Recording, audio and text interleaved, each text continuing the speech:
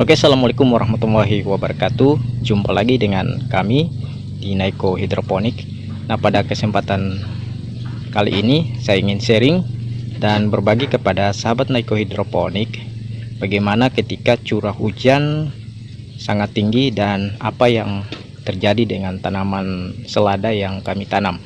Nah, di sini saya ingin sharing dan berbagi kepada Anda agar pengalaman ini menjadi pengetahuan bagi kita semua, sehingga pada saat kita menanam di musim hujan kita harus sangat ekstra untuk merawat tanaman kita. Nah, seperti apa? Simak penjelasan kami berikut ini.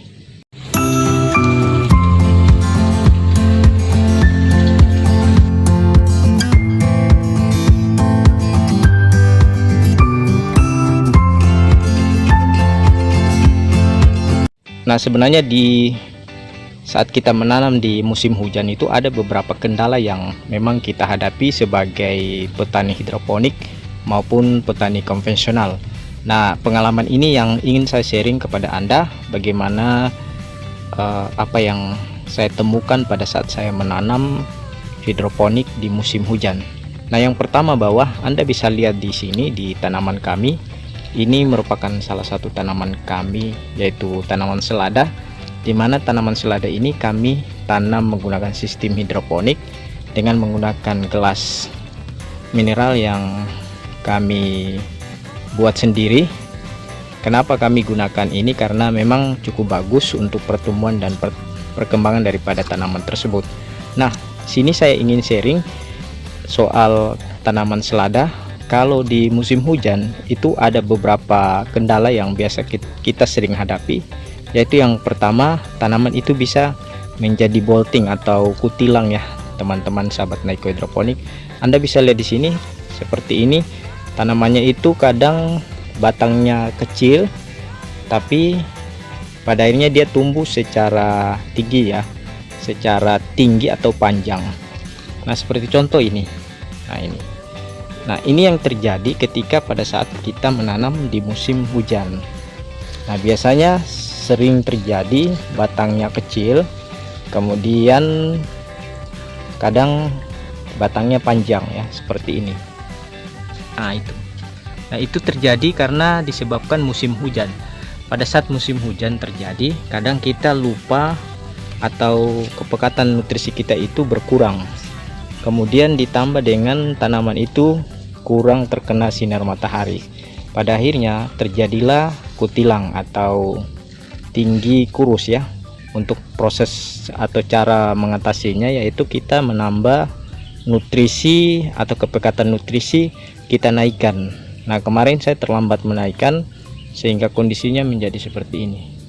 Nah, cara yang harus kita lakukan adalah kita naikkan atau kita tingkatkan kepekatan. Jadi misalnya 1200 kita naikkan menjadi mungkin bisa 1300 sampai dengan 1400. Dan hampir sebagian besar ini memang tinggal beberapa saja, tapi saya sudah panen yang bagus-bagus, saya sudah panen. Ini Anda bisa lihat sudah saya panen, karena memang kita harus cepat juga memanen tanaman kita ya. Nah, itu persoalan yang pertama. Jadi tanaman kita mengalami yang namanya kutilang atau bolting.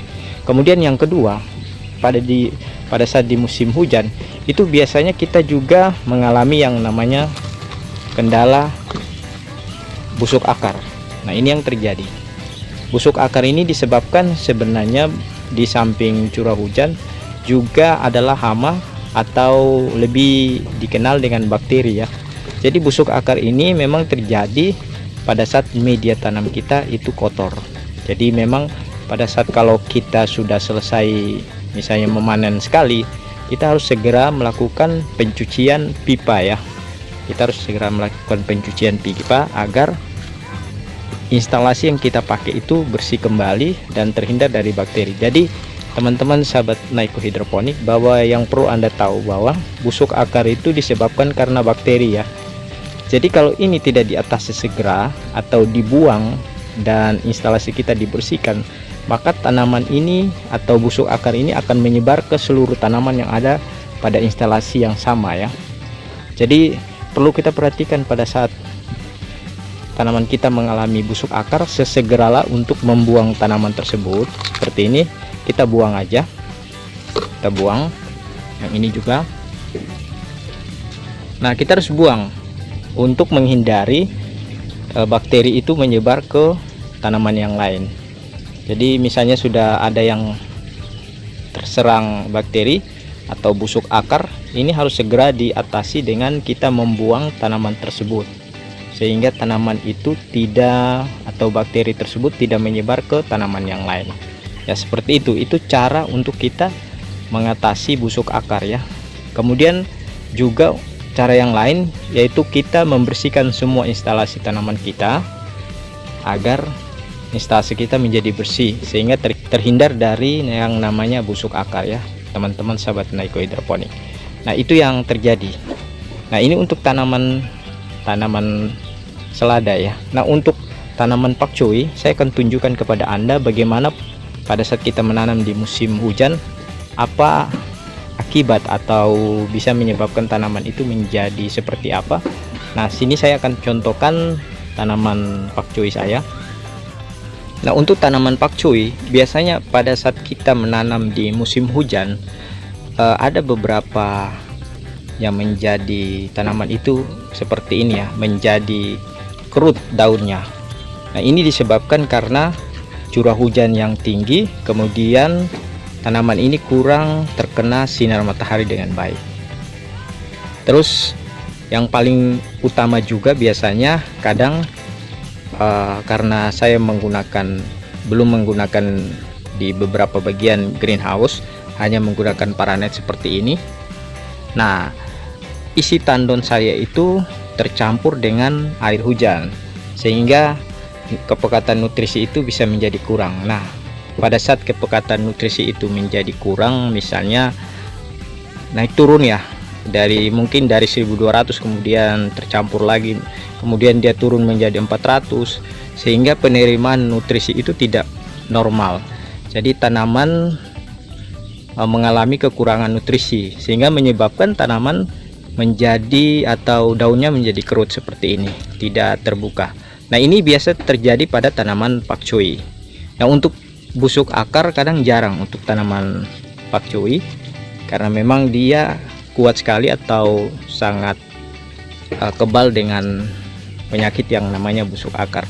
Tapi ada juga beberapa tanaman pakcoy, jika kita menanam di sistem DFT.